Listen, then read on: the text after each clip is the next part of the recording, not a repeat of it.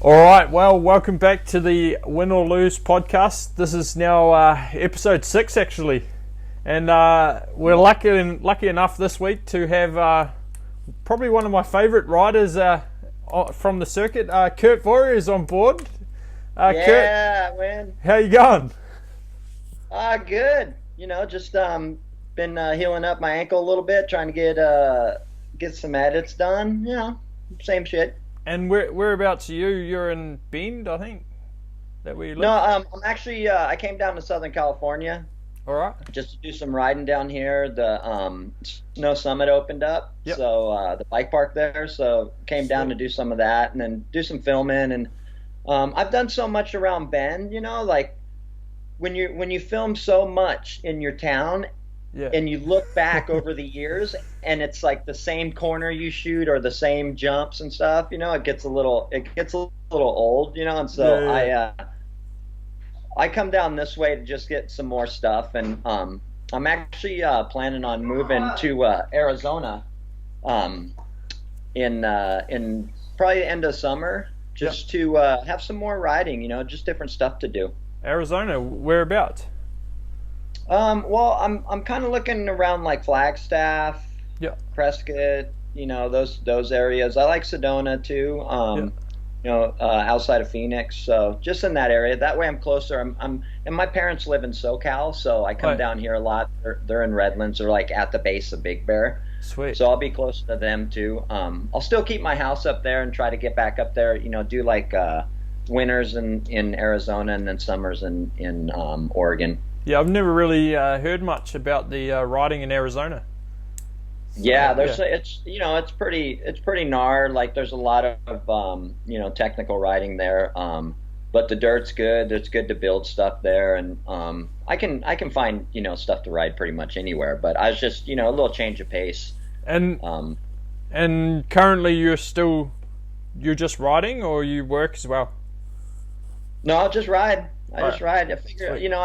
I hustle. I hustle a lot with my sponsors and things like that. And Yeah. I've built a name for myself, so it's not like I have to sell that part of it. But Yeah. just keeping up on ideas for them. And it's not only about like doing the Instagram content, but just coming up with ideas for ads and just new product pushes. Yeah, sweet. Well, you say you build a name for yourself, so we may as well go wind back a bit and go back to where you started. Like, how did it all start for you within mountain biking, or where did you come from? Well, so growing up, I didn't race BMX or anything like that. I was just like a kid who raged around town, So, and finding anything to hit and jump. And I grew up around a lot of maniacs that had motorcycles and race cars, things like that. Yeah. In Southern California, your days are pretty open to do much of what you want, just because of the weather's great. And the culture around here, growing up when I was a kid, you knew that you could get sponsored surfing, you could get sponsored racing motocross or whatever. So that was always an avenue that I knew was there. Yeah. So I always, when I'd get on my bike, I'd always just rage around thinking I was on a motocross bike, jumping off curbs and things like that. I think I was probably similar, myself and my brother. We always wanted motorbikes, but we never allowed one. Right. Yeah, exactly. And that stuff's expensive too. It's rad. There was always motorcycles around, like old stuff that was like 10 years old or whatever, so I could always ride bikes. And it was funny because when I did ride motorcycles, I'd ride like a 500 or something, like I was like 12 and they'd be like, ride the XR, and I'd be out on the 500, just riding around. So I always rode these bikes that were a lot bigger than me, or ATCs with my friends. So I built those skills, and skateboarding was really, really huge. And that was a big thing. Ever since I was like 2 years old, I just loved to be on a skateboard.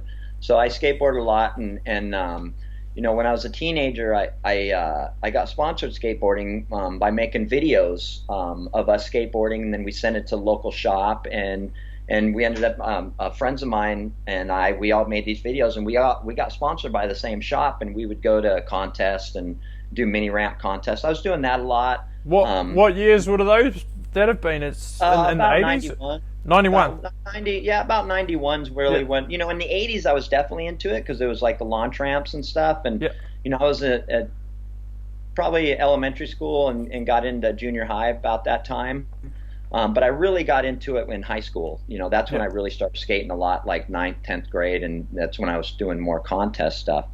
I was also like, I had so many, growing up around the people I grew up around, they were into everything. If it was like catching birds, snakes, racing cars, building motors, like it was just one of those things, like just, everybody did everything.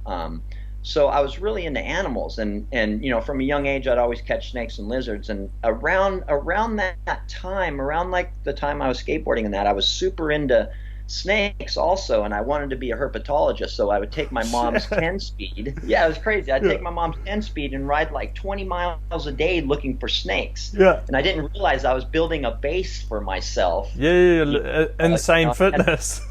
Yeah. So I'd go out and catch these snakes. I'd catch rattlesnakes. I'd bring rattlesnakes home. My mom's like freaking out. What are you doing? I'd put them in buckets. And my stepdad came into my life when I was around 12. And, when he'd notice that I was getting all these snakes and stuff, he'd build me cages. So you'd walk into our house and there would be rattles going. Oh, what?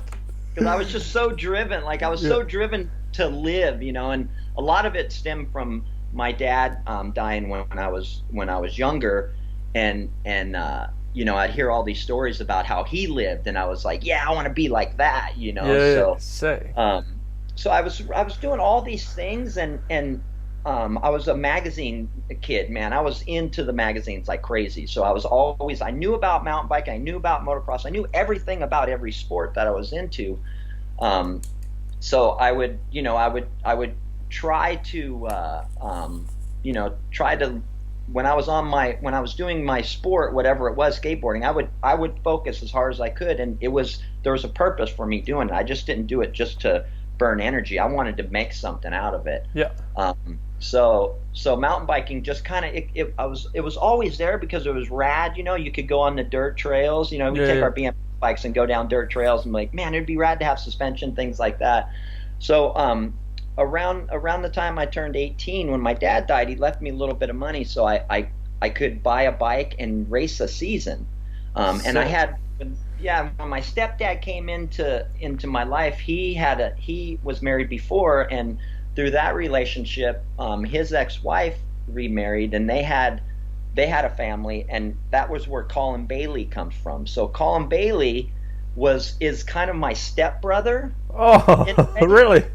Yeah, and Colin's dad, he was an architectural drafter, so he was super into mountain biking, and he met the Yeti guys, John Parker, and he actually did some drawings for him for this bike called the Yeti Ultimate, and it was an elevated chainstay bike. So he had an in with him, and Colin was racing about that time. Colin was 9 years old and was like beating like 15-year-old kids, 16-year-old kids, and Yeti ended up sponsoring him. So Colin was like at 9 years old, like full sponsored and raced these already races. Yeah, and then then did you just see that and you wanted to do the same? Yeah, and there's so many things happening at that time, but it was his dad saw that I was really wild on the bikes, and I would break all their bikes. I'd go up and ride them and just break the hell out of them, and he's like, we need to get you a bike, So when I turned 18, I got a Klein Pinnacle, and I started racing cross country, and I didn't even realize there was it Klein Pinnacle front suspension as well, or? No, that was it's the suspension I had on it didn't come with suspension. It had like an IRD rigid fork. It was like a bladed fork that was on there, and I ended up at the time Manitous were coming up, and that was like the first Manitou a fork with the elastomers. You'd hit had the smoke dart combo, and I had my Klein Pinnacle with the Manitou on it, and every time I'd land, the front wheel would go burp, burp on the arch.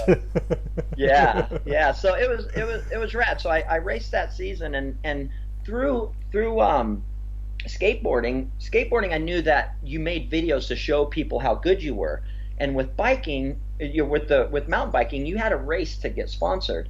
Well, I raced sport and got some decent results. Was winning most of the races I was in, and then I I made a video of me jumping my mountain bike and jumping rhythm on it, like BMX jumps, and ended up I learned backflips for the video after watching Todd Lyons at a BMX race at Monk, Chris Vasquez, Monk Dog. He went to this BMX race and videoed videoed the races, and Todd Lyons was doing the flip. He showed me, and the next day I went and collected a bunch of cardboard boxes in my wagon and built them all up. And well, the dog off with the stuff, but yeah. So I built this bike up, and sorry, my dog went through the. Let me fix this. All right, no worries. We've had the bit of a. Oh man, I lost where I was at here. Yeah, well, you built the bike. You got all the boxes to do the flip. Yeah, so I built this the box up, all the boxes up, and made like a little foam pit, kind of like a box pit, and learned backflips in it and put it on my video.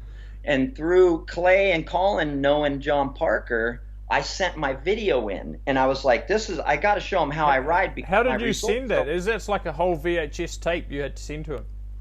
Yeah, and I still have the edit. It's pretty funny. Oh, you should dig it out sometime.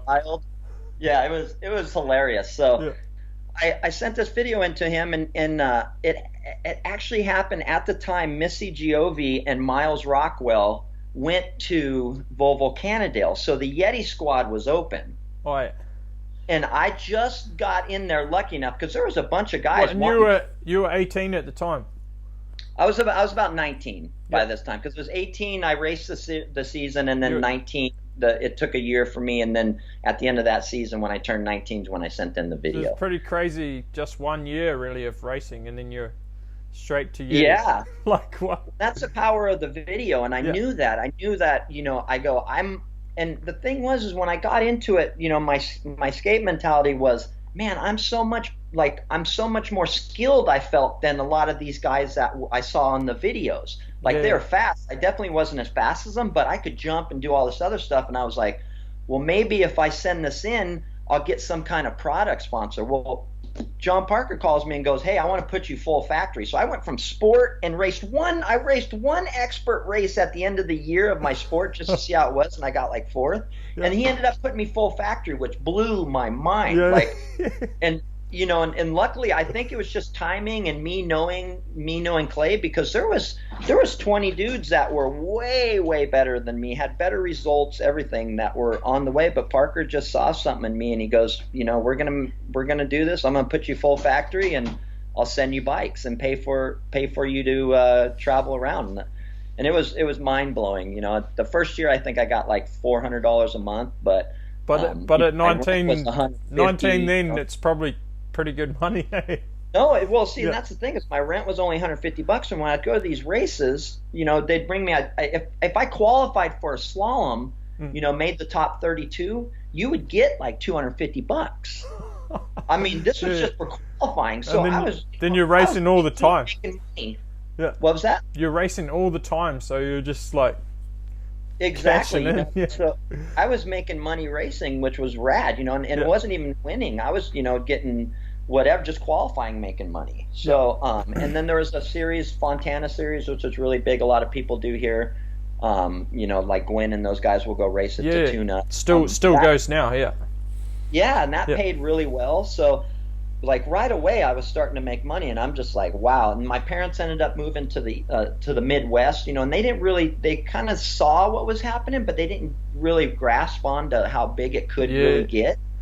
And then within a couple years, each year I started getting better. I started getting my training better, and mountain biking was advancing a little bit. The courses started to get more technical, a lot rougher, and kind of went away from the fire roads. And then I started getting better because of my technical part was all right. Yeah. But I just didn't have the power that a lot of these guys had. Because, those original races were probably pretty down to the power more than the technique.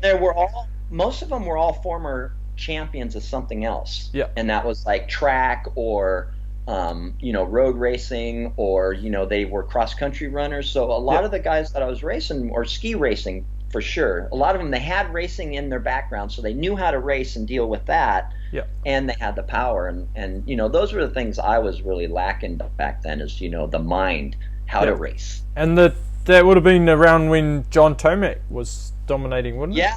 Yeah, and that was one of the things, is it was a big thing of mine when I was, the years before, when I'd look in the magazines, it was, Farmer John, and he was throughout all the magazines, and that was the guy I wanted to be like, because he was the one that had the skills. Yeah. I was like, man, this guy's really good jumping. He's like, he can do everything. So when I became, friends with him after, a year or two racing, and we'd race each other, and I beat him a couple times in the slaloms or whatever, even the downhills, he started, I started to become friends with all these people, these legends that were like my idols, that, it was just rad. It was really a lot of luck and, a lot of determination on my side.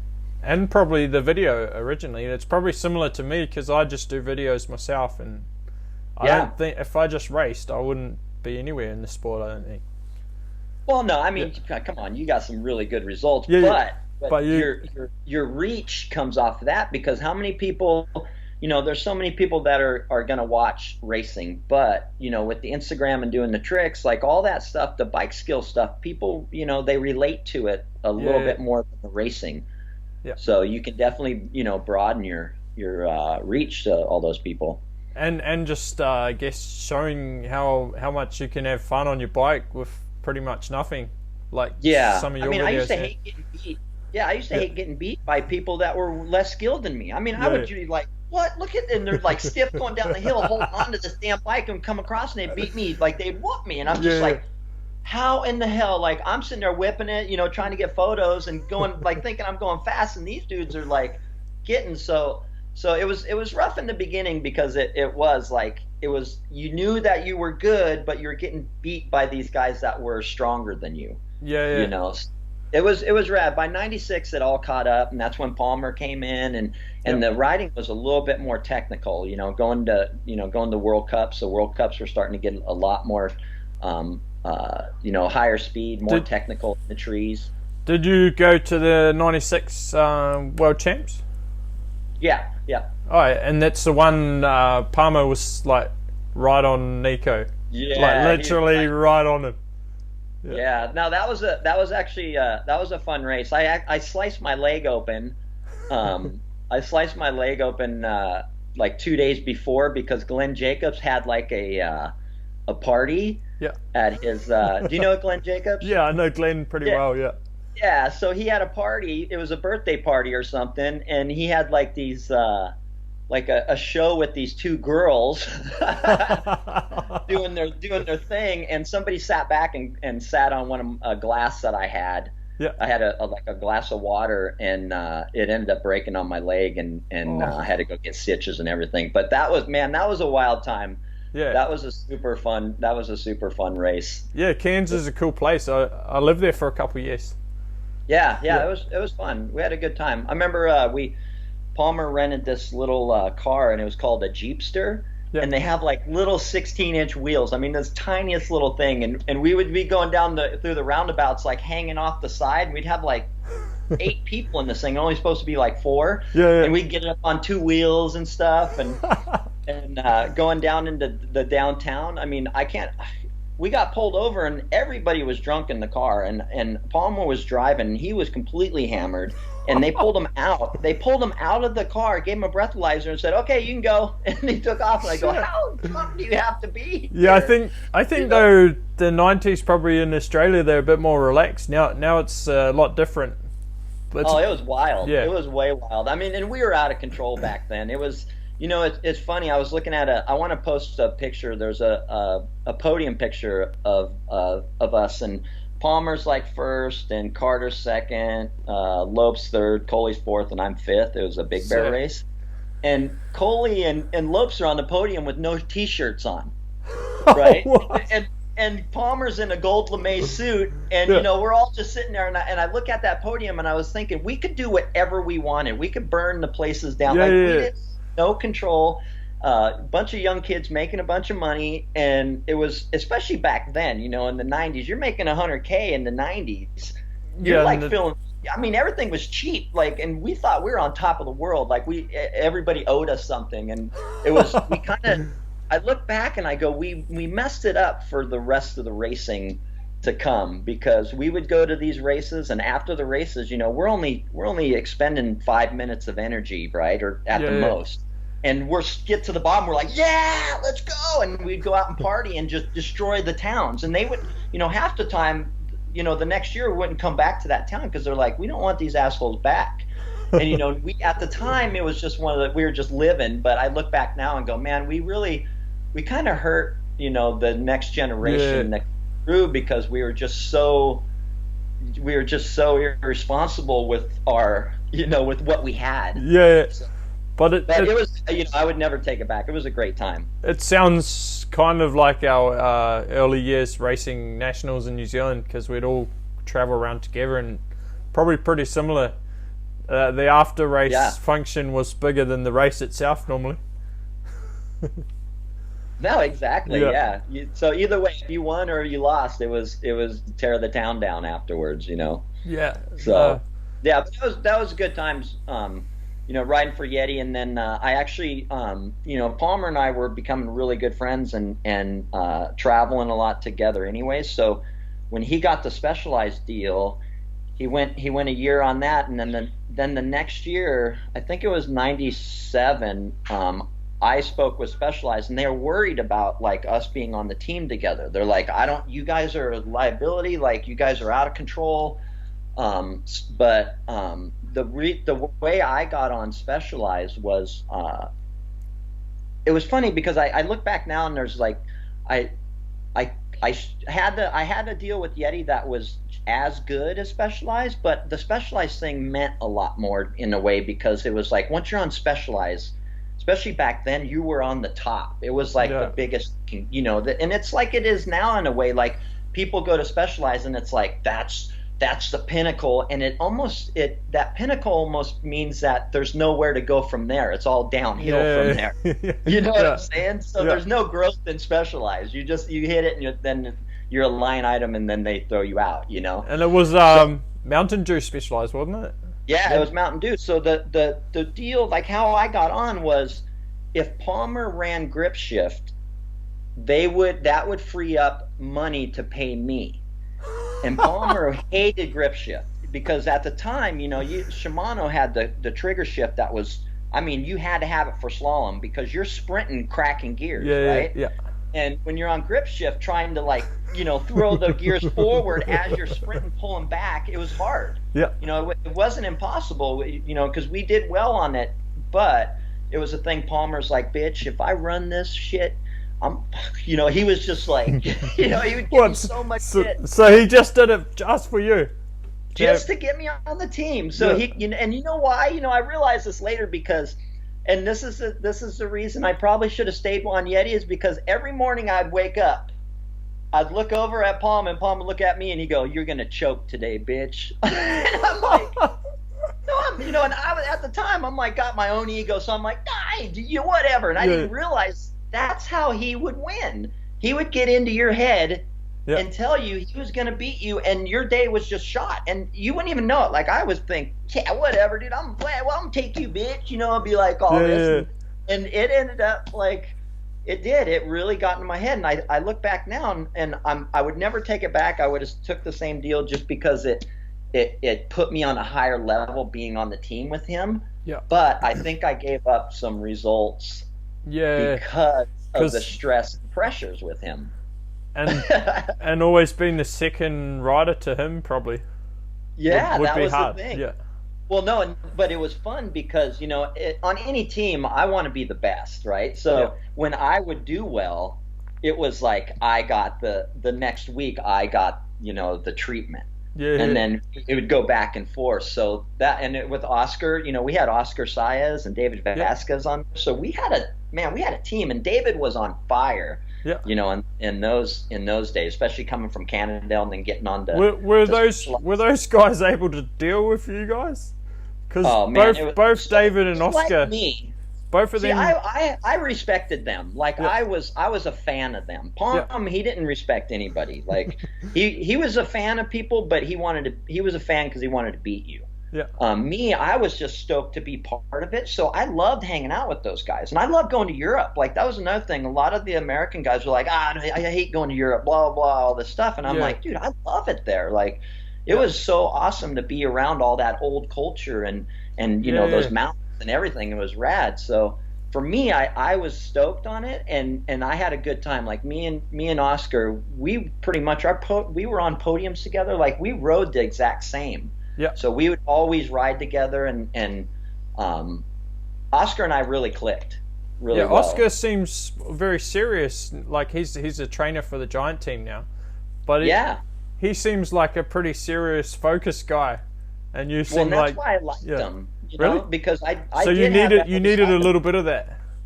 Yeah, for sure. And David, he was same. He was a cool kid, and I just was like in awe of his riding, because how much power he had. It was like, you know, it was like Danny Hart in a way. Like, it was that kind of riding. He would push it to the edge, and it was rad. Yeah, those guys probably would have struggled with Palmer sometimes.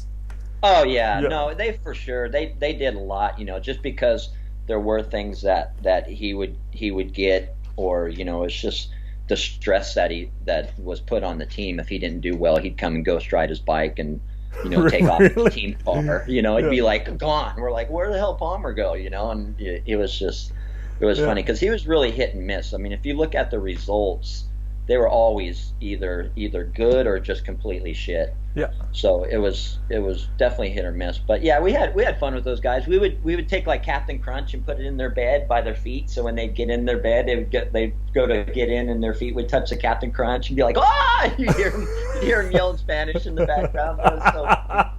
So it was rad like that. You know, it was like a lot of dumb stuff, but yeah, it was a good time. And it definitely would have been the biggest team in the sport with that roster. Like, I mean, we would roll up. You know, we had Gert Jontanis, he was a road guy from back in the day, and we had doctors. I mean, you know, a couple of our riders got caught with EPO, right? Yeah. So we had Marga Filana and then Philip Merhargen. Both of them got caught with EPO. I remember being on Specialized, or being on that team, and Gert we had this doctor, and he looked like the doctor. He had these glasses and stuff, and he would carry these briefcases, and I'd walk into rooms, and they'd be hooked up to IVs. Really? You know, and everybody hooked up. There'd be vials everywhere and stuff. What? It was. But none of that was pushed on you, or? No, well, they knew me. I mean, maybe to get the vitamin C, because I wore myself out or something. But that's what they said it was. They were like, oh no, they're just doing their vitamins recovery stuff. And I was like, what? Huh? Yeah. So it was one of those things. We just laughed about it and whatever. So it was huge. I mean, when our team vehicle, everything. I mean, Gert had millions of dollars into this program, so it was pretty rad. We had being on those teams. I had massages like all the time for 10 years. I mean, that was rad about mountain biking, is I had a masseuse that lived in town with me, and I would get massages 2-3 times a week. So I mean, back then it was insane. Yeah. Like there was a lot of money being thrown around, and it was a good time. And then you would have probably had a pretty good contract, but you just spent it, or because you would have been young and having a good time, or? Yeah, Are you a saver? Well, no, I did. I did go wild for sure. I bought a new truck. I did all this stuff, and I did, and that's kind of why I quit racing, because it turned my ego into something that it wasn't like when I was a kid, when it was about just sprinting down the street, hitting jumps, being dirty, and just doing it. For what it was, and it ended up being doing it for the prize. That's why I have a high performance, low expectation on my legs, just because I want to give my all, not think about what I was going to do with it. And that hurt me, because when I would race, I was thinking about, in the gate, people congratulating me for winning before I even started, and I would think about during the run, like my truck payment I was going to pay when I won this thing, and it was like, and I would clip a pedal on something as soon as I would think about that, and it was, it was just really hard racing because I didn't grow up racing and knew how to control my mind. So I was just wild with it. And so after making money and I did save a lot because I had a financial guy that I met, and everybody's like, put your money into this guy. So I gave him all kinds of money. I had like $90,000 in stocks. Yeah. And then 2000 hit, and it all just went brah and Shit. so it started to go away, and I had like I think 15 or 20,000 left out of that, and pulled it and ended up buying a house, and that's where I made more money later. Yeah. You know, which was good. And at that point is when I went, you know what, I'm gonna do this. I'm gonna go back to my skateboarding roots, and I got on Haro after Specialized.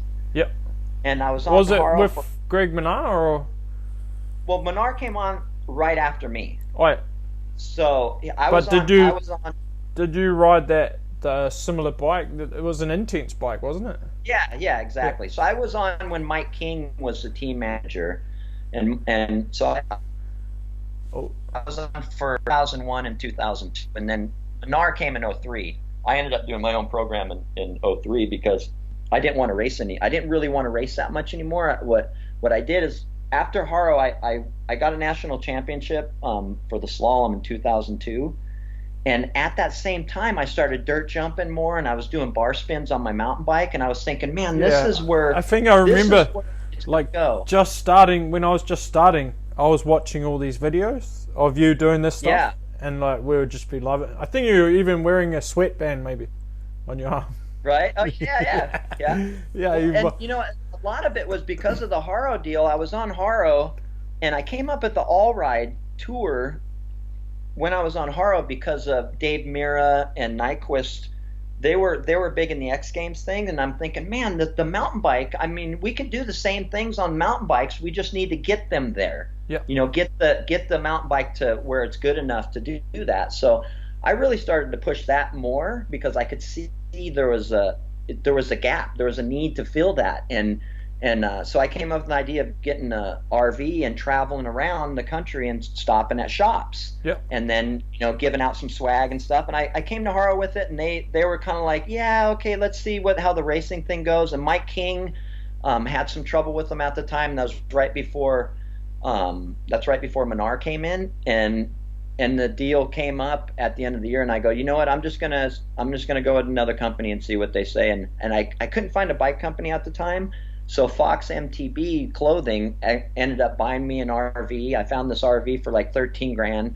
Gutted it, repainted it, put flames all over it, and they gave me a budget to go around the country and stop at shops and you know, just kind of promote their products. So I did that in 2003 and did that for the whole year. Just was like, dude, I'm just going to dirt jump my bike and I'll stop at some races. So I stopped at some of the Norbas and would still race, but it was more about this tour. Mm-hmm. So did that, and then the following year is when the Syndicate got kind of formed. Yeah, I remember. Yeah, and you're the original Syndicate team. Yeah. So in 2003, I did my own thing, and then 2004, Darren Stockton, who's the person who came up with the Syndicate, and the Syndicate is from Ice-T, you know, the rapper, Rhyme Syndicate. And he was this guy, Darren, he was super into rap, and he was like, yeah, I want to call it the Syndicate because I want you and Nathan Rennie. So I want racer, I want a jerk jumper. Yeah. And we had Cam Zink on there too. So he was a young racer jumper coming up. Yeah. And he wanted to make this team about like different, it being different. So the Syndicate, what it is now, isn't really what it is. It was. What it should be. Because what it was a jumper, a racer, you know, like a cross-country guy. We had this Mark Hendershop guy on the team. So that built, and at the same time, I raced World Cups, and I did 30,000 miles in my RV for Fox at the time. So I would 1 year. So you went to Europe as well?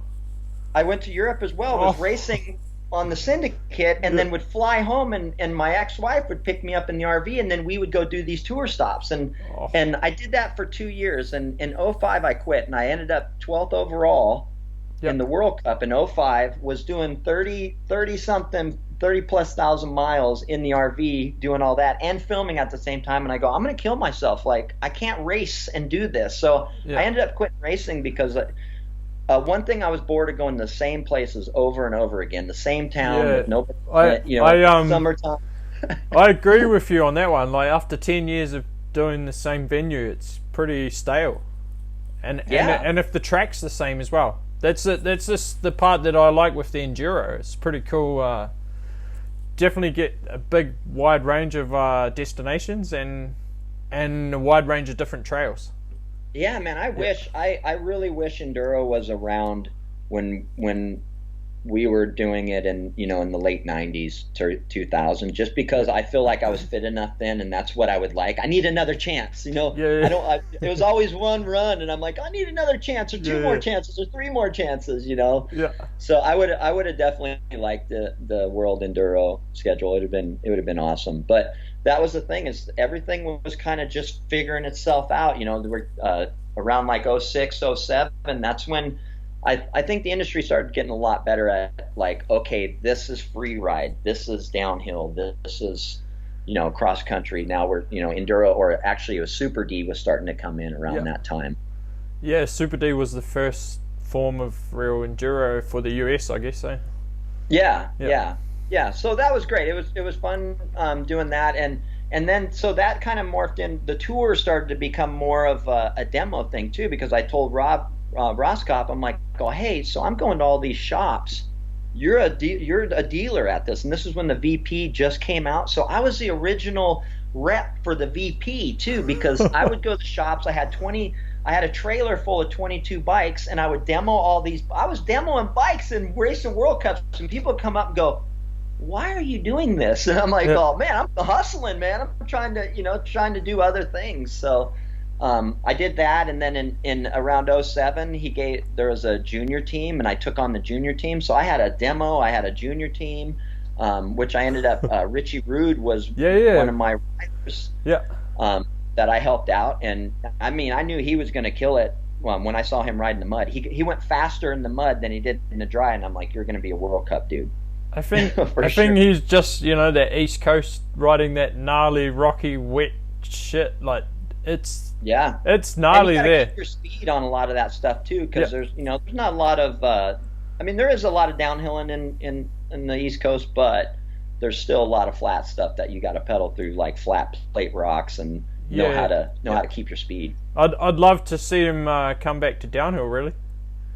No, I know. Yeah. Same here. I like the Enduro, but I look at the Enduro stuff as more like for the spectator to look at great photos and beautiful places. Yep. But you're not going to wake up in the morning and follow the times. When they have the speed and stuff. You don't get fired up about it like the same like downhill. No, you never will. Well, and here's the deal: is and I tell this to everybody, and I started to ride 29ers a lot, and at first I was kind of against it, because I'm like, what do we need, like 29er, what? And I rode one, I'm like, oh, okay, yeah, this makes sense. And then I started thinking about it more. I'm like, man, none of these other guys that are like me are on these. They're still staying on the 26s. I'm going to promote this a lot more, because I can do more stuff. I'm going to jump this thing, and they started to get a lot better. So I could see that start to grow. And I noticed that if you ride the bikes like trail bikes more, so if you're like get into it and want to get sponsored, and you just get a downhill bike, I'm like, it's going to be hard to get sponsored, because they only make so many downhill bikes. Yeah. But if they do. If you have like trail bikes, if you're promoting trail bikes, they sell thousands of trail bikes. So I started to do a lot more trail bike stuff, and just be like, no more downhill, because I can't see me growing in downhill, because downhill's not growing. Yeah. And I tell this to a lot of guys, and I had this idea of, why don't in the World Cup downhill, why don't they have a small bike class? Yeah, they have a big bike and a small bike, just like motocross. And I'm telling you, like, I think people could ride a 170 pretty gnarly. And it would be like a development through for the young guys coming in, or Exactly, or maybe even a guy that is racing the big bikes and he wants to drop back into the small bike class, or I mean, I think and for manufacturers and money for downhillers, like Yeah. to get that money back in there, you need to sell a bike that they're selling a lot of.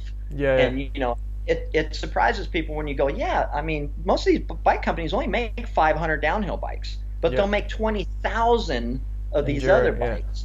But now it's coming the e-bike, and that's taken over the sales. Right? Yeah. And I'm like, well, why wouldn't you even do that in Rampage? I know some of those dudes, a lot of those guys, everybody rides downhill bikes, but it's in the past, I think Reader rode a single crown. I can't remember, but I'm like, why if I was doing Rampage, I'd ride a single crown. Yeah. To make that money, because I'd be like, do more tricks too. Yeah, be like, hey Niner, look, I'm riding a long travel, your long travel bike in this, and you're selling a ton of them. I'm going to make a lot more money. Yeah. You know what I'm saying? And for the risk. Yeah. That I'm putting in. So I started to notice these little things, and I took advantage of them. Doing bar spins on a 29er. Yeah. There's a niche in there for some reason. I don't know what it is, but it's a way to set yourself apart. Well, it all started from the back at the start when you did the backflip, I guess. Yeah. Was that would have been one of the first mountain bike backflips? Well, it was actually on a BMX. Oh, you did on BMX first? I did it on my BMX. All right. And I did it a couple more times. Like, it was funny. With flips, back then it was more of a stunt. Like, you just chucked it off. Yeah. And I did a couple more after, the original one that I made in the video. But once I got on Yeti, like, John Parker's like, no more tricks, you're a racer. Oh. I'm like, oh, okay. So I kept my 360s, but but yeah. Yeah, it's great to see where it is now. Like, this is the dream I had when I started mountain biking, is I had this big dream of it all being exactly like it is now. Really? Having all with the good bike and everything, because it would have been pretty hard back in the day. The bike was not very strong and pretty sketchy. No, I mean, stuff blew up all the time. You had to learn how to be smooth and things like that. But yeah, I think the state of our sport now, it's, I've always said a mountain bike, the only thing more versatile than a mountain bike is a pair of shoes. So that means you can do, you can do mostly anything on the mountain bike that you can do on any other bike. So yeah, I feel like it's definitely versatile enough. It's pretty expensive though for a mountain bike still. I think they're definitely gotten cheaper, but it's very similar to like a good motocross bike. Yeah, well, I mean, like. So when you're getting parts for free, and then you see how much this stuff actually costs, it blows your mind. You're like, oh my god! Like, there's no way I would be able to afford this. No possible way. So the sponsorship route was the only way I could do it, unless I got a job in the industry or something. Yeah, probably similar with me. Like the bike I raced when I was a privateer, the first season in Europe was secondhand. I bought it secondhand. Yeah. Oh yeah, my bikes. I used to shift with my fingers because the derailleur would break, like the front derailleur would be all jacked up, and I had to shift with my finger when I'm racing cross country. Everybody used to laugh at my stuff. They're like, I mean, even now, like I throw everything on my bike and I run it. I just run it. You know what I'm saying? Like, I used to be super like geeked out on getting my suspension and all that. Now I just pump that stuff up as hard as it goes. I'm probably pretty similar, to be honest. Like when my bike comes back to the next race every time, like, because we go home from the race, it goes home like real tidy because they've just rebuilt it, and then come to the next race and it's all in bits again, or all running pretty rough, and looks like it's done way too much riding. But I just like to ride. I don't know, you're pretty much the same. Probably would be a better racer if I enjoyed riding less, but true. But just end up riding all the time. Like, why not? It's what I like doing. Well, it's funny, back at the races back in the day, we'd bring 50s to the races, and you're riding 50s like hours. Is it on the Earth movie? Yeah. Oh, yeah. When there's at St. Anne, right? Yeah. Is there like yeah. So we'd have 50 tracks. So we didn't even realize it, but we're wearing ourselves out the whole time. We're like, rah, like doing, it was so funny. And the person who spent less time on the 50 actually did well. Yeah. So But that's why funny to see Steve Pete, how rad Steve Pete is, because he partied, he 50'd, he did everything, and then went out and killed it, and it didn't even matter. It didn't even matter how jacked up he was. He'd be hurt. He'd have purple. His whole leg would be purple, and he'd go out and win the race. That dude still to this day is like gnarliest. Yeah, gnarly. I'd have to agree, because we did a trip to Thailand with Josh as well for some kind of sketchy downhill race in Chiang Mai, and Petey, Josh, myself, Sam Dale, Nico Vink, my brother. Like, we all got these passes for this bar, and you could just drink all you want.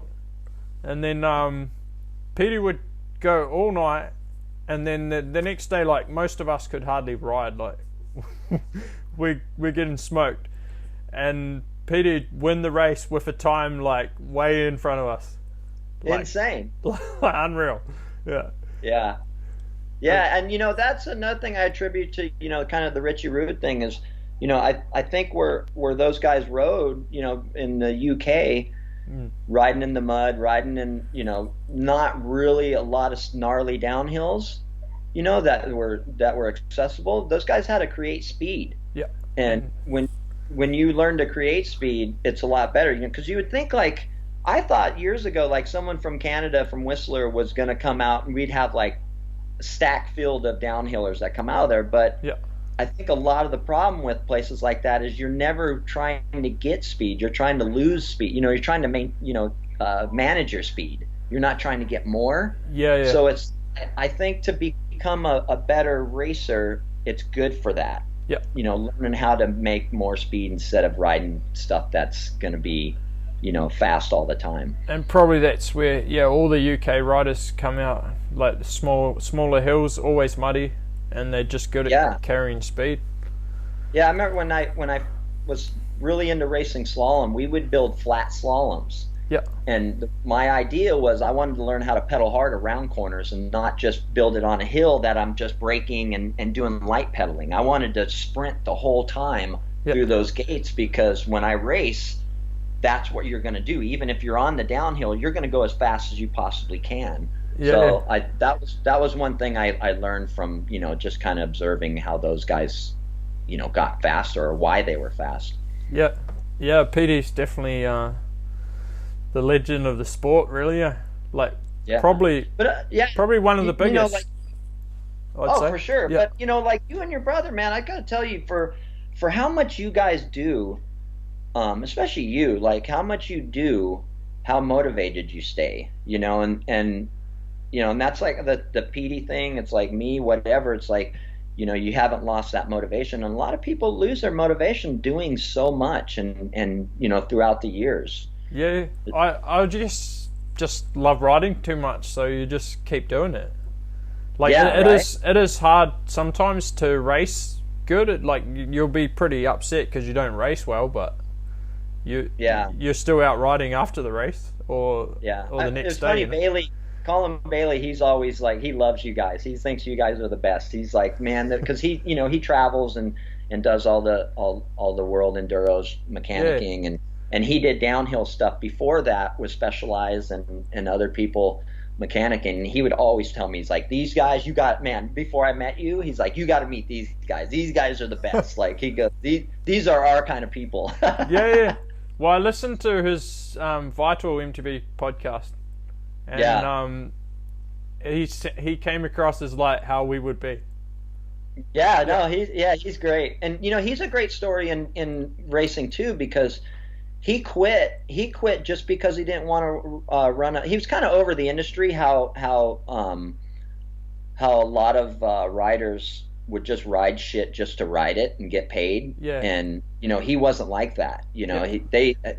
They Maxis at the time tried to get him. They had their team with the helmet, and they gave him this laser helmet, and Colin's like, no, I am not running this helmet. I'm going to run my Troy Lee. He's like, I don't want to run this. And the team manager's like, no, you have to run it or you're going to get fined. And we had a buddy, this guy Joe, he took the helmet and grabbed it from the face guard to the back and smashed it. He went rah, and it smashed the whole face guard in. And Colin's like, no. And there's a race at Snowmass, and Colin was doing well in the points. I mean, he was like top 5 in the points, everything, and for the Norba, and he ended up saying, no, fuck off, I'm out, and left, took off, and everybody's looking for him, and I'm like, oh, whoa, I'm like, this is one of the coolest things I've ever seen. Like, yeah. he gave it all up because he didn't want to be a puppet, yeah, and I was like, it was rad. It was rad to see, and he ended up making more money working, doing other stuff than he was racing, so he was like, hell with it, and then he came back in the industry later, but it was a good story on like somebody who was like, no, I'm doing it for me, not this other thing. So yeah, that's pretty cool, because not many people would be able to do that, or would do that. That was a good. Yeah, he was making good money. He was good in the points, and he just gave it all up because he was like, he goes, when you're racing from the time you're 9, you after a while you just kind of get over it, Yeah. So. Well, it's crazy that you say that, but then some people like Greg Minnaar, and they can just keep going. Yeah. Well, and I think Minnaar has a little bit of pressure on him too, because you think he's in the twilight, killing it, able to get a win, and he wants to. If you work that hard, especially that long, and you have that many wins, you want to be the one that keeps it. And then you got Aaron Gwin. Yeah. Aaron Gwin does it short time, and he's knocking on your door, and you're going, this guy might have another 10 years left in him. I don't know. Gwin seems to me like he could be someone who, if he has a bad year, he's going to go, I'm over it. Yeah. You know what I mean? Like if it's a real bad year. Yeah. But I can see him surpassing Minnaar's wins. Yeah. If he keeps at it. If he gets back to form. So Minnaar has this pressure. Yeah. So you think Greg's racing for his legacy to try and leave the sport with the most wins? He can win. Yeah. Yeah. I feel like that's part of it too. Like why spend that much time setting this, building this legacy, and then to have it taken away by someone that comes through. You know what I mean? Like he wants to stamp more on there, because he knows it is hard to get a win downhilling. Yeah, it really is. Everything has to align. It does. Yeah. It really does. So who knows? I mean, from the mindset that if it was me, I would definitely do the same. I would try to get as many before I go out. But then also with me, I would be like, fuck it, I quit. Yeah. Well, I love Minnaar's unbelievable, man. Yeah, it's cool that he's still going, and it's pretty impressive the speed he's got. Like. Even now, right now, I would say he'll be flying this season if we get back to racing. Yeah, he's just it's just one of those things. I think he's perfect size. He has a mentality for it. Yeah. He knows how to win, and that's why he's always been up there, and it's weird when there's guys like that. There's guys that like with Lopes or Carter or King, back in the day, those dudes were so on it that if you beat them, it was like, whoa, that is insane, because they never lost. It was, those guys were so good, that racer mentality, and Minnaar's like above that level. Yeah. Would have been hard for you racing those guys all the time. Lopes, Carter, it was King. Yeah, it definitely was. Yeah. Who was the toughest to race, and who did you enjoy to beat the most? Well, like I said, if your team, that was the thing, is if you beat the people, even if you got 20th and they got 30th, you beat somebody on the team. So you don't want to be the last guy. For me, I remember it used to get so crazy. Like everybody'd get mad at Nico, and they'd wait on the line, be like, "Oh, he's on EPO." I mean, everybody, and he would come across the line, he wouldn't be breathing, and and everybody like would think he was on drugs and really? hate him, and I was kind of like, I was almost a fan too, so it was hard for me to be on that, even though I was, because I was just part of the group. Yeah. But I was such a fan of everybody that it was like I was stoked. I was more stoked that this white trash fool, from Fontana that got on the podium with these guys. That was me. I was like, yes, I beat the odds. That's what I was stoked on beating. Yeah. That I was there. It wasn't about beating the other guys. If I did get beat by somebody who had less skill than me, then I'd be like, oh, it gets to me. But I still respected them for winning, because they had to have skill to win, right? Yeah.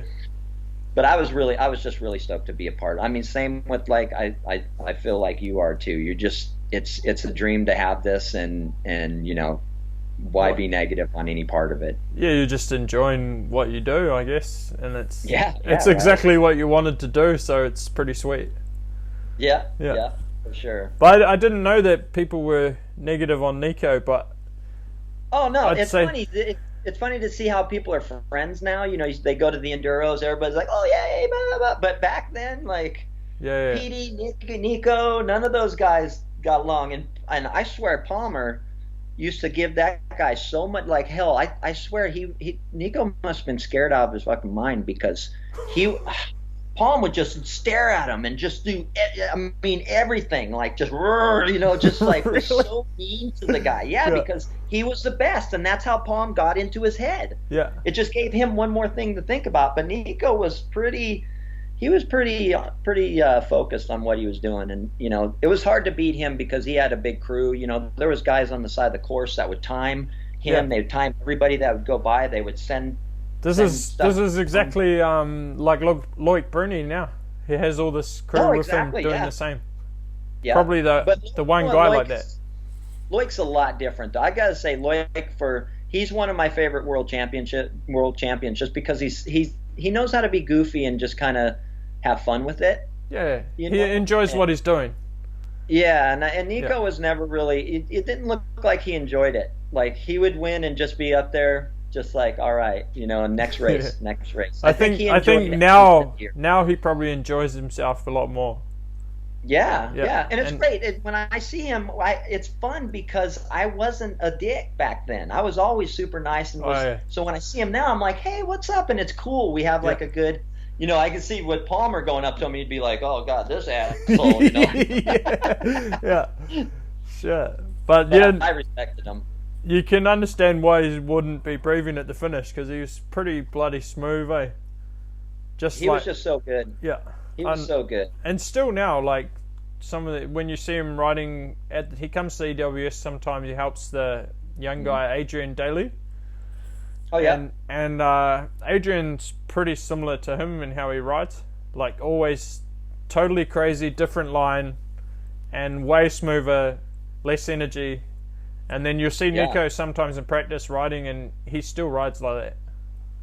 It's like, he just dances around, man. He's so light on his feet and everything. He was an amazing guy to watch, and I really did. The whole Palmer thing with me, it was fun because it was like my family.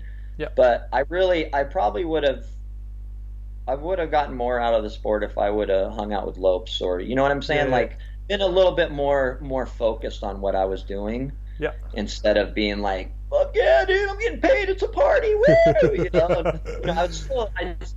And with me too, everywhere I went, I made sure like I soaked it in. When I was in Europe, I went off by myself and was like, yes, I'd cry sometimes, just be like, oh my god, like I'm here, like this is mind fucking blowing. They're paying me to come here, and I'm walking around Europe. I got a baguette, and I'm just all like, what? I'm kind of the same. Like, a lot of the Kiwis struggle in Europe, and they just say that it's shit and they can't handle it. It's like inconvenient, but I'm like loving it. We're here in Europe.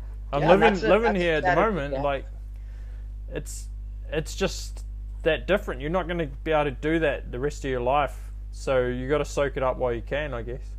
No, yeah, that's the thing. I remember Nathan Rennie used to collect rocks at races, and his mom died, and he would collect rocks and bring them back, and drop them off and put them on her grave and stuff. And I thought that was cool because that's a way to just like being in that moment, taking that moment, and you're taking it home.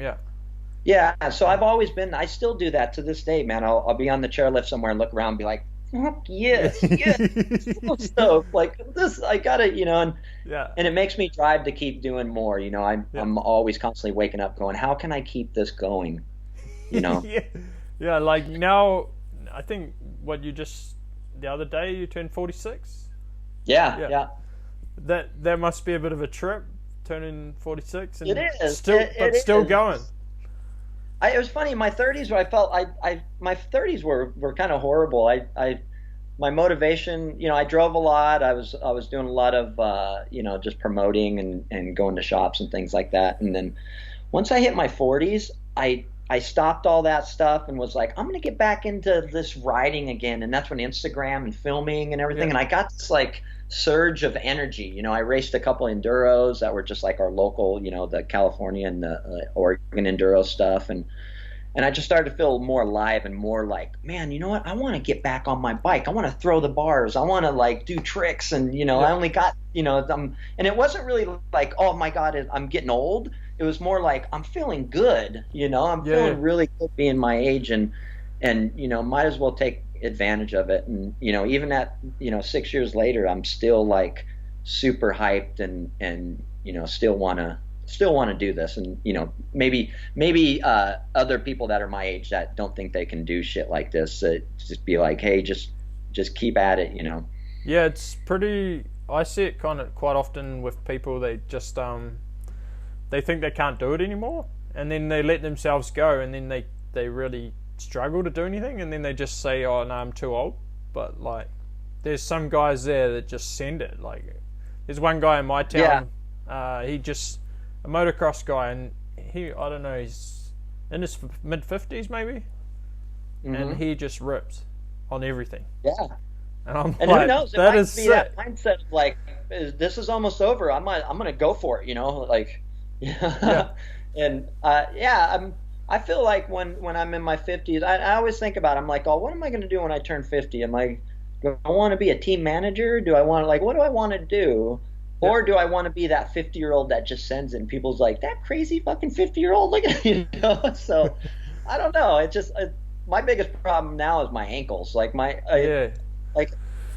ankles just they fall apart on me all the time. So it's hard to look too far ahead and go like, oh my God, I hope my ankle What happened to them to get them to that point? Like, what's been the injuries to your ankles? Rolling them. Yep. I skateboarding definitely. Like, I've had a lot of bad ankle injuries skateboarding. All in when I was skateboarding, ollie and stairs and stuff was big. Like Frankie Heel, all these guys back the old Powell days. We'd watch those videos and go like, oh, let's go find 6 stairs. Let's go find 8 stairs, 10 stairs, and jumping down these things. And so I've rolled my ankles a bunch, and then over the years, just blown ligaments and surgeries and things like that. I'm up to about like 9-10 surgeries, and that's with like getting ligaments fixed, getting hardware taken out, getting hardware put back in, left ankle, right ankle. So I'm gonna actually get surgery at the end of the summer here to get my ankle cleaned out, just because there's all kinds of fragments and bone spurs. So that'll be another one. But I dislocated it when I was and it was 2014 actually. So it was right when I turned 40, up at Whistler doing the speed and style. I under rotated a 3 on one of these hips and put my foot out, and it ended up just breaking my leg and dislocating it. And that's when it really caused a lot of the problems after that, like just scar tissue and things like that. So I taped the hell out of my ankles, and just, they hurt every day, but I'll film, and then I got to take like 2-3 weeks off. Yeah, because you actually go pretty hard for a lot of your videos. Like it's there's quite a few crashes. So it must be hard on the ankles. Taking those crashes. It's that thing, man. It's just like you get adrenaline and you just run back up, do it again. And I from skateboarding, I had a thing where do it until you get hurt or do it till you land it. And it is kind of a roll of a dice, especially with my ankles, because there's times where I'll jump out of things and it just goes and I'm done. And I'm like, man, I have so much more energy to hurt myself in this damn thing, like. So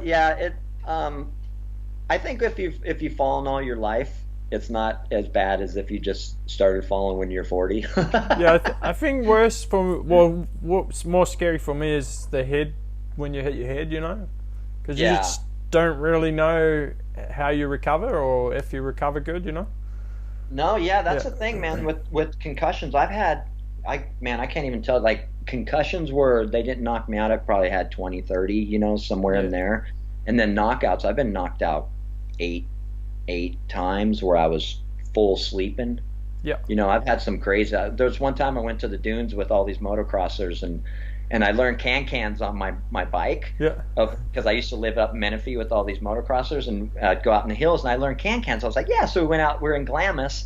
We go out to the dunes. We find the step down. It's like a 70-foot step down. I'm like, okay, I got this. Jumped it a couple times, and I was like, all right, I'm canning this for these dudes, you know. And it was Phil Lawrence and a couple other guys, some other racers, and I go to do the can. And when I come back, I kick the seat and knock myself out. Knocked out for, you know, like 2-3 minutes, just snoring. I wake up, jump on my bike, take off. What? Everybody's like, all right, because we got to follow him. I ride. Somehow I made it back to the camp.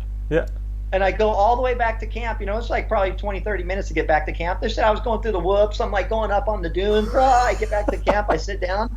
And I start saying my name and my social security number over and over again. And they're going, what is wrong with you? Like, no. Like, I don't know. Like, you got knocked out. My face is all bloody. I didn't even know it, you know. And I mean, this has been so many times. And I remember, it's funny because I remember like a lot of the times after I was knocked out, for sure. So, I've had a lot for sure. And I haven't had any, you know, I know people that if they get concussions, they'll have headaches for a month or their vision something. I haven't had really any problems with that. You know, I'll get like a weird thing in my vision, like if I hit my head I get this like prism.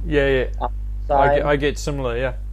And it's weird, and it'll stay there for 5 minutes or 30 minutes, you know. Who knows. So but it, you know, with the helmets now, I've knocked myself out a lot back in the days with, you know, with the helmets were not very good. No, well now, you know, with the MIPS and things like that, I've hit my head pretty good, you know, the past couple years, and nothing. Like, I mean, it just not even a, you know, that bang, you get that spark. You know, so the helmets are really have been really well. I mean, there's been some of the crashes in the Enduros, like you see the helmets and you're like, holy shit, it's ripped in half. Yeah, but those guys, some of them are wearing the super light helmet, like the... And I won't wear that. Like, I'm not going to wear a light helmet. I'm not going any slower than I do on my downhill bike. Yeah, right? Yeah. So you wear your normal helmet. Yeah, concussions are really bad. You know, I've been doing a lot of, like, microdosing and things like that. Because I've from studies and I have some friends that have like major brain damage, you know, and for you know, neural connections, things like that. And I feel, you know, for the times I've done it over the past couple years, I've gotten a lot back. Like I've definitely, and I feel like a lot clearer in my thoughts and things like that are, you know, and it's been things that's been studied lately, and I've definitely used it, and I feel like more confidence, things like that, you know, just don't have these my brain issues that, you know, I had before. What are you microdosing with? It's like psilocybin.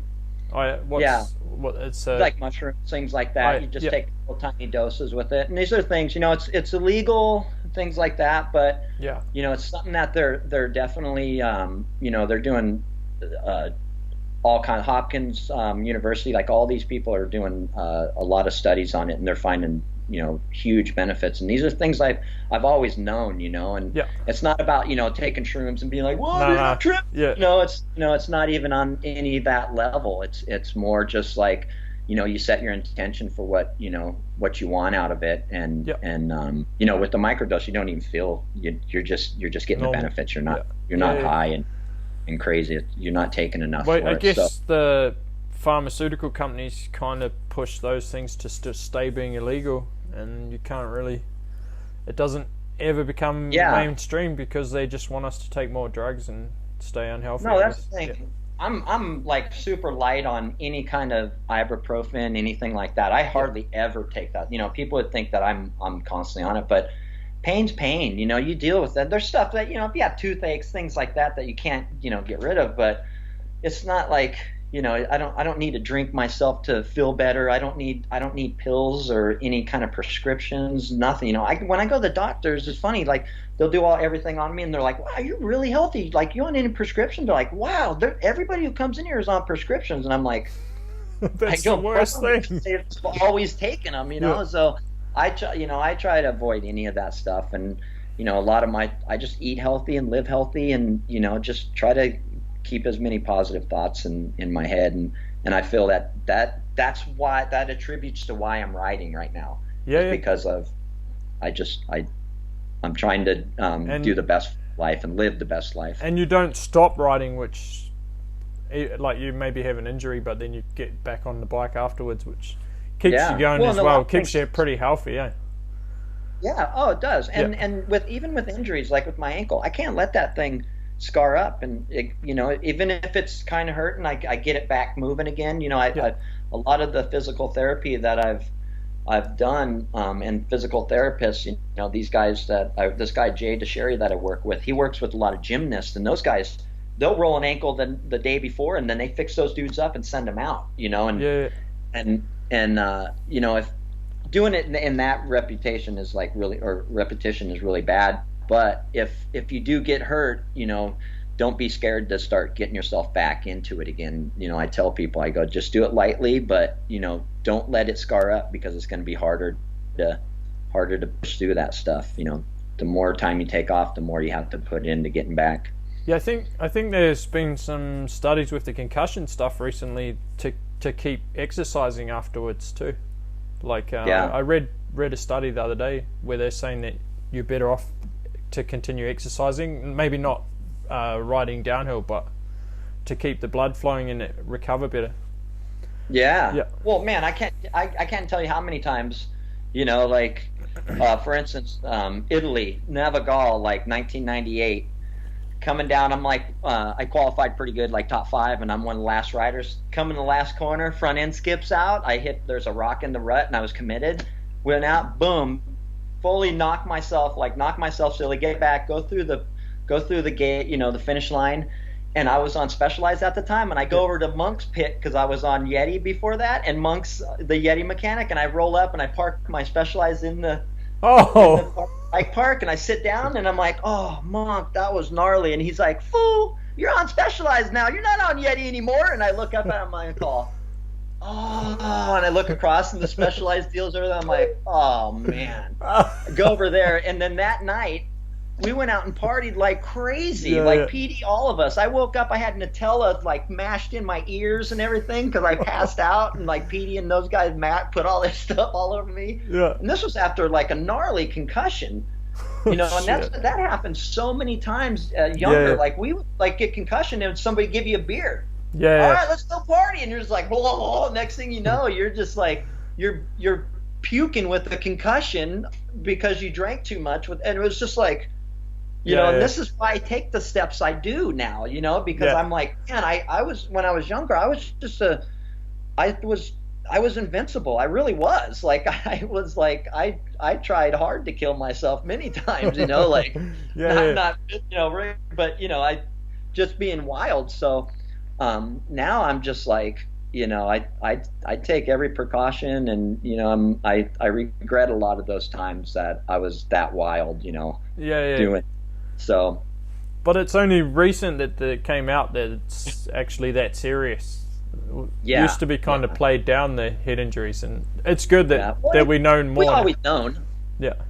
You always know. When I was a kid, you knew that Muhammad Ali, the reason why he was speaking like he was because he got punched a bunch. And we all knew about head injuries. It was just, I think it was a tough guy mentality too. Now it's really cool because you can be a dork and you can be, whatever. That's what I like about life now, and having all this stuff is you can care about things and not have to worry about your ego to pull you through. Yeah. What was it like coming off to another subject? What was it like coming from no social media, no phones, nothing, and now into the generation where it's pretty much key as a rider or for your job now, I guess? I love it actually because that's how I got noticed by Yeti, was a video of me doing something. So A lot of, I feel like before the social media, like people would kind of pass over me, like, oh, this old downhill guy, and didn't realize all like the basis stuff that I had that wasn't wins. I won a lot, but the reason that I was always in, even people would be like, why is this guy still sponsored or whatever, and the people that I was around that were sponsoring me knew how skilled I was and knew what I brought, but other people didn't. So once I got social media, you can see my personality. You can see why people sponsored me outside of results, and I felt like with social media now I can show people the real me. I didn't have to worry about a company paying for like New World Disorder to get me in the video. Or, because a lot of every video that was made, you had to have a sponsor pay to get you in there. They weren't the video guys weren't like, oh, hey, we want a video because you're good. We want a video because we're paid to video you. So it was real hard to get video. And I always had video parts, but I never had the time to put into those video parts, and because I was always doing all this other stuff. So having social media, I can create my own. I can just give exactly what I am. All my ideas, all this stuff, and it grew. It helped, and I got sponsored. Niner, getting on Niner. With the video, I made a video of me running with all my bike parts. I think wasn't it one when you couldn't get a ride on any brand or like so you just made a video. I was on. I got so after the Syndicate thing, I got on Specialized because they loved my kids team, and that thing worked out really well. We got a huge budget, and it was super fun. I got to fly those kids all over, and it was great. And then after the Specialized deal, I kind of floated because it was hard coming. A lot of people would be like, well, we can't afford you. And I'm like, well, what am I worth? I'm like, I'm ready to take whatever you're going to give me, So with the social media, I came up with this idea, I'm going to go I'm going to let people know, instead of writing everybody and going, hey, I was wondering if this year, if you had an opening for the team, blah, 100 of these things. Like the same as everyone else. So what I did is I got people on my side to go to the companies. Instead of me telling them, I got all these people to be like, hey, you should sponsor Kirt Voreis. You should sponsor him by making this video of me running with all the parts and telling Doug, how are we supposed to make a video? I don't have a freaking bike, and people loved it. And man, I got right after that, a bunch of people hit me up. And they were like, oh yeah, we want you. We'll definitely hook you up. Let's do this. And I was getting a lot of offers, but Niner had been on the table, but they hadn't had their new bike out, so the new Rip, so they were waiting a couple years. So I had to wait a couple years, and then when I put that video out, it kind of slingshot me into their heads of like, okay, we need to put this guy on. So I ended up getting on Niner, and they wanted me to just do social media and just have fun with it, and it's been awesome ever since. Because that's how I was when I raced too. Is I was always dicking off, jumping, and and it was kind of a detriment to my racing because I would always do this stuff, and I look back and I go, man, I need to film all that stuff I used to do back then, because all these kids now, we get in this mindset that everybody is as good as the people we know. And you don't realize that there's so many kids out there that don't know how to do a wheelie and do an X up at the same time. They're like, whoa, I want to try that. So it's accessible stuff to them. And I started to realize that, all these little dumb things I do are accessible to people, but it takes some skill to do them, but you can do it. It's not like doing a flip whip. It's probably the same with just my wheelie stuff. People just relate to that because they can go out and do a wheelie. Or try to. And the wheelie too, if you think about it, it is one of those things where everybody wants. That's one thing people want to do more than like a tabletop anything. You know what I'm saying? It's like, I want to learn how to do a wheelie, and then there's it blows my mind too that there's people that can do wheelies that get paid to ride bikes. But actually some really good riders. That's what I'm saying. Really good riders. Like if you're on my team and you can't do a wheelie, I'm cutting your pay. I mean, that's the first. If you're getting paid to do this, to ride a bike, wheelie should be there. But that's how it is, and I think that's why you do have such a good following on that. is because you make it fun, and some people can do it and relate to it, and then other people want to do it. Yeah. So I think that's a good formula for sure. Yeah, well, you're kind of very similar, just having fun on your bike, and but pretty creative with your videos. That skateboard one was crazy. How many tries was it? Oh, a lot. Yeah, I get usually. I mean, a lot of stuff.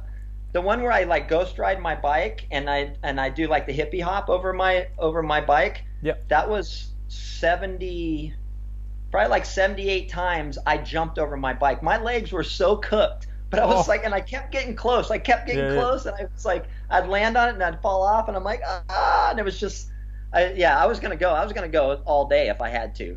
It was one of those things. But right now, I don't even think I could hop up and down 70 something times. Yeah. Like it was only for the clip that I could do that. Yeah, just because you're that motivated to do it. Yeah. Do you get pissed off when you can't do it? Or frustrated? Like so there's things that I'll go, no, because usually if I can't do something, that meant I dome myself or I got hurt or something. Yeah. So I'm more like, okay, I got to get back to that. So there's a lot of things some things I'll just put away because I'm just like, I'm not going to even try to go do that again.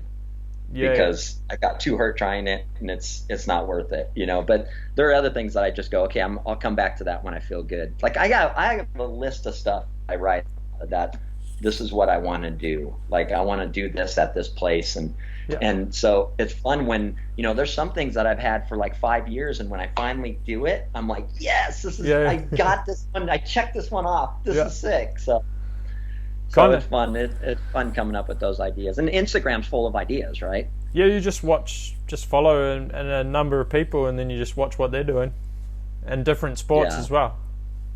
Yeah, I love it. I've gotten to the point though now that with Instagram though, I remember when I used to search for everything, right? It'd be like, oh, what's that DVD? Oh, I'm gonna get Expendable, all the BMX videos I can find, all the skate videos. I wanted more and more. Now it's at your hand. And I feel like overwhelmed. Like recently I've been feeling overwhelmed. I go through and I'm just like, man, there's just so much. It's all here and I have it, and I don't know if it feels the same to me as when I used to search it out. Or when you'd have to wait for the VHS tape to arrive and then you watch it 100 times over. The same one. But I do, the Instagram thing is fun, and it's it's fun too. Like I wish I was more myself on it, like real myself, but I gotta hold back because there's kids and you know what I'm saying? Like it'd be fun to get wild on it, but I gotta I think I try to keep it just I want to keep it like it is, I just bike fun stuff and not too goofy or not too crazy. Wow. But I enjoy all your creative clips anyway. Yeah, same here. I've been loving it lately with the little ramp, like doing the ramp stuff. That ramp's cool, eh? Like, just opens up so many places to ride with new opportunity. Lawwell, dude, Joe Lawwell loves your stuff. He's always telling me, he's like, you see that last stuff win? Yeah, he's loving it. Sick. Yeah, he's stoked. You would have raced with him a fair bit. Yeah, and it's rad too because, I think Lawwell is now starting to realize, and he's one of the ones that the companies that's really cool with it is they realize the power of this, the social media. And before I noticed like a few years before Lawwell was kind of like, especially with the free ride stuff, with sponsoring it, it's like, it's weird because it's hard to get results out of that in a way, and the filming and things like that. And, coming from being a racer, it's like, results are what gets you it. But now it's cool to see, guys like him evolve into that, like, oh yeah, this is really powerful. And it's cool to see him be proactive with it too. Yeah, it's good to follow him as well. He still does heaps of riding as well, which is pretty cool. Like he's always riding. Yeah, he was one of my favorites when I got in. He'd wear all black all the time, and he was on the Lawwell leader, and his dad, like the whole deal. He was one of those guys too. Him and I used to give each other shit a lot when we were on the team together. we were really good friends, and we'd always go out chasing girls and things like that together, and Yeah. and stuff. But we were harsh with each other. Like he's just like, oh my God, you're just a mess. I was always like, all my gear's always stinking, this and that. And Lawwell's just like, how do you keep it all? Like, I don't understand. Like, Yeah. he used to get pretty frustrated, and we would just talk shit together. But it's rad. Like, I always let him know that he's my idol. Yeah, And that's right. I've always been super super hyped. And then being able to work with his dad was like craziness too. And his dad's a maniac. Like, Joe's super mellow. His dad's a maniac. Like, Really? party animal, nutty. Yeah, dude. His dad was nuts. So yeah, he was a fun guy. He was fun to hang out with. Mert would be at the party with us too, going wild, all sweaty little Mert dancing around. Because he was a flat track racer, Murph. Yeah. And he's just a super super intelligent guy. Just like homemade engineer. The guy's One of those. well, yeah, he's unbelievable. But yeah, it was a good time, man. I've met a lot of my goals in life, and I've met a lot of my heroes, and I'm friends with Jeremy McGrath. I'm like, I've hung out with Emig. I've hung out, I know all these people, motocross guys. I've hung out with superbike racers, Formula One. Like, I've been to all these things and met people that I was like, wow. Or hung out with Tony Hawk. Just all these things throughout my life that was through biking that gave me all this stuff. And that's why I can't quit it, because I'm like, why would I quit? Why would I give this up? So that give me so much, and that has so much left for me, to take. So well, I don't know, you're never going to stop riding, I guess. So, like, why not just keep riding as a pro? Right? No, that's what I'm saying. Especially what's cool now is they'll let you know. Like, they'll let you know when it's time to go. You go on Pink Bike, and they'll let you know it's time to go. Yeah. Yeah, they'll tell you in the comments. So or maybe before your time, though. There'll be always one that doesn't like what you did, though. Oh, I know, exactly. So I think with how it's set up now, I'm gonna do things as long as people like it. Yeah. And and that's about it. I definitely, and I'm the kind of person, I don't want to milk it, and that's why I do hurt myself. That's why I do go out, so people go like, wow, all right, well, he's trying. Yeah. So that's it. I don't want to be like, I want to do my job. Yeah. Oh, that's cool. What would be any riders that inspired you over your career, or even now?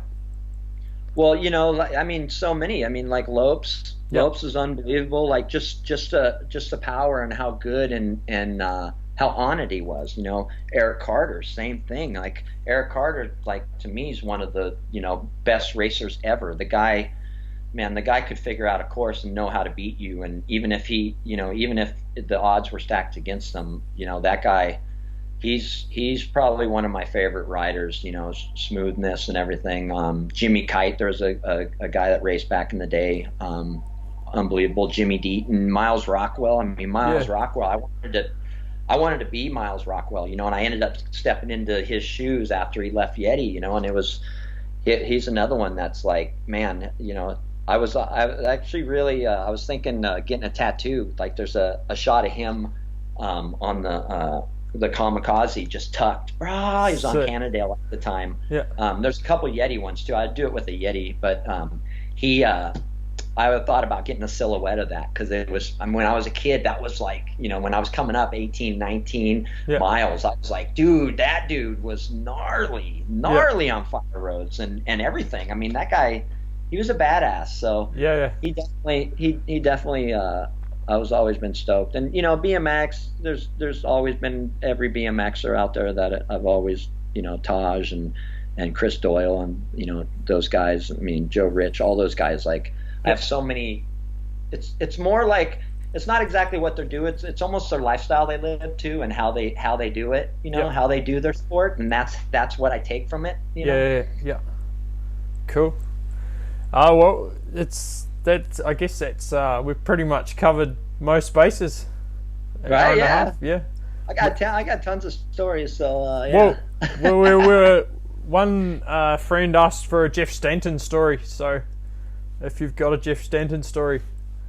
Oh yeah, well the one I mean I had the one where I got to hang out with him. So Stanton was rad. So he would come to the races and stuff, and especially on the East Coast when we go or Midwest when we'd be in Michigan, because he was in Michigan, and he was just a cool guy, man. I went and hung out with him, and we rode motos and did a bunch of stuff, and I stayed with him. And at the end of the week, we rode some motorcycles, and it was him and Steve Lamson and I.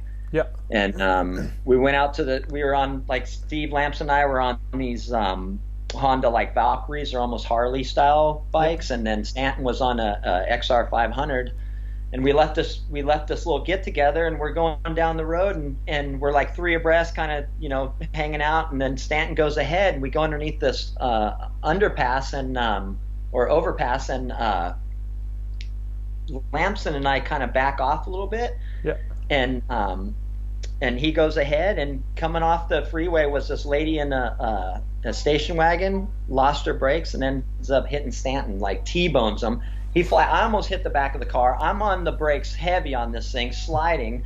I see Stanton above me, twisting in the air. I can see him looking at me as he's flying through the air, and he flies into this bus stop, ends up blood coming out of his mouth, this foamy pink blood, and all his limbs are all twisted up, and it was crazy. And I had to go to St. Anne the next day. I had to fly home. I went to the hospital with him that night, and then got on a plane and flew home, and it was what the fuck just happened? It was craziness. But it was, it was rad. On Yeti back then, it was cool because a lot of motocrossers would come to the races. We'd have Paul Tracy, IndyCar driver, all these people come, and we would host them, and they'd have a bike and stuff. And there was times, this is how flexible I am. In '95, I remember Jeff Ward coming and racing Big Bear, and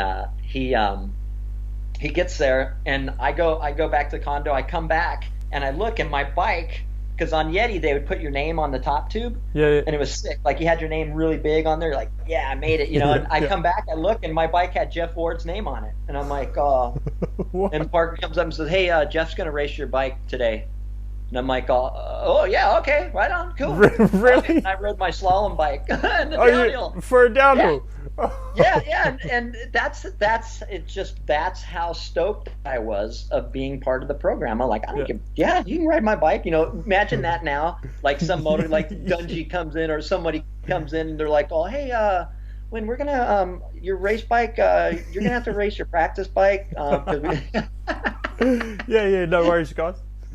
I'd probably allow Dungy to go on my bike though. That's what I know. That's why I was like, hell yeah, right. But it was just so funny, just those little things. But it's always been those are dreams, man. It's what? Jeff Ward's racing my bike, cool. Yeah. I'll have today, all right. Yeah, you would have never imagined that growing up when you're younger. No. Yeah. No, not at all, not at all. And that's the thing too, is I was super. That's funny, just being part of. Jeff Stanton's life, because he was I had a poster above, my bed, and that's what's crazy is when I was in high school and I had no clue any of this was going to happen. I remember I took French in high school just because the girls were cuter in French. So I took French, and I don't even remember learning much in there, and I wish I did, because I didn't even realize that I was going to be a biker, and 3 years later I'm in France. I mean, it all happened that quick. I had no clue. I had no fucking clue what I was going to do. I thought I was just going to be digging holes for my dad to put fence posts in, or you know what I'm saying? I thought I was going to work with my stepdad, and that's why I tell kids. I go, man, if you just keep your drive going, no matter where you at right now, in a couple of years you could be somewhere. You could be somewhere totally different and living your dreams. And I've seen many kids do it. I've seen many kids that would come to an event, and they're just starting out, dirt jumper kids, and they ended up being Cam McCall, they end up being Ryan Howard. I've watched all these guys make something out of themselves, and it was more not because they were the total best when they started, but they kept at it and became the best. So I guess that's the ending take from that is just keep at it. And, just keep at it. That's it. Do what you love doing, eh? Yeah, and it'll take you places. Yeah. You might take you to the hospital, but you'll a get couple out. of times. but the story's all the better to tell at the end, eh? Yeah, for sure. But yeah, thanks very much, Kirt. That's episode no problem. 5. I can't wait till we hook up, man. It's been too long. I was hoping Whistler was going to happen, but that doesn't look like Crankworks is going to happen. No. But and I wonder about Rampage too. You know. Yeah, it's hard to say what actually will happen at this point. Yeah. Still, Well, even with the things starting to relax here in Europe, still hard to say if everything's going to kick off or not. Yeah. But well, hopefully I get over that way soon. I keep telling my guy Vincent from Fox that I want to go over there and just go have some fun in Europe, or man, maybe we can plan something too. You know, in the next year or so. It'd be cool to do a video together sometime. Yeah. God, I'd love to come over to Europe. I'd be so stoked to do it. I'd be really stoked. So yeah, let's keep in touch and keep killing it out there. Yeah, cheers. Thanks very much Tell your crazy brother I said hi, and I'm an Ed Bull Media follower. Ed Bull Media. Give it a follow, everyone. Yeah.